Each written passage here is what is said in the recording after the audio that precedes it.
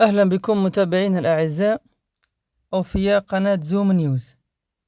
فيديو جديد حول أخبار المنتخب الوطني الجزائري المتواجد حاليا في المملكة العربية السعودية في تربص تحضيري الذي سوف يلعب فيه مباراتين، الأولى أمام المنتخب زيمبابوي والثاني أمام المنتخب السعودي تحضيرا لكأس أفريقيا إن شاء الله. اليوم راح نحكو على قضية أثارت الرأي العام الإعلامي الرياضي في الجزائر، وهي تصريحات اللاعب الفرنكو جزائري ماكسيم لوبيز حول رغبته في اللعب للجزائر. ماكسيم لوبيز أرسل رسالة للاتحادية الجزائرية لكرة القدم، قال: أمي جزائرية وأريد اللعب للمنتخب الوطني الجزائري يوما ما، سيقولون أنني انتهازي، وأقول هكذا بسبب كأس أفريقيا وكأس العالم، حتى لو ليس هناك كأس العالم وكأس أفريقيا، ثم استدعائي سأمثل الجزائر. هذا اللاعب نفس اللاعب لديه تصريح آخر في سنة 2020، في تصريح قديم قال: بصراحة لم أفكر يوما في حمل قميص المنتخب الجزائري، حلمي لا يزال تقمص ألوان المنتخب الفرنسي. يعني بعد حوالي 5 سنوات غير اللاعب تصريحاته. اليوم يجب طرح عديد الأسئلة.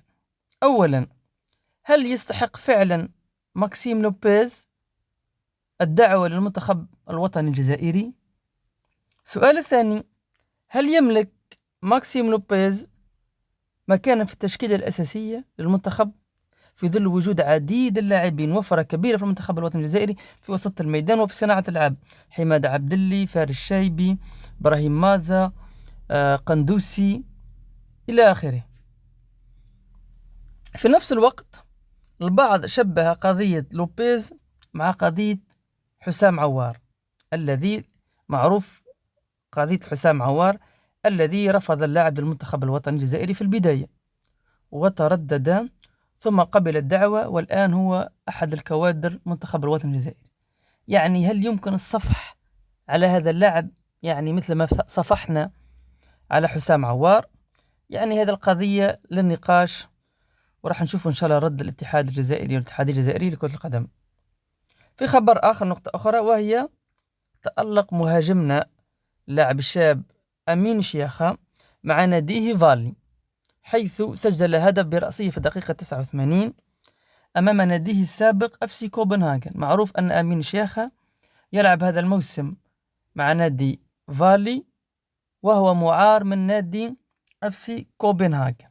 يعني أمين شياخة سجل هدف ضد ناديه السابق، وقال أن النادي، يعني أنني شعرت بلحظات غريبة، لم أقم بالاحتفال احتراما للنادي، وقال أن نادي FC كوبنهاغن هو نادي القلب.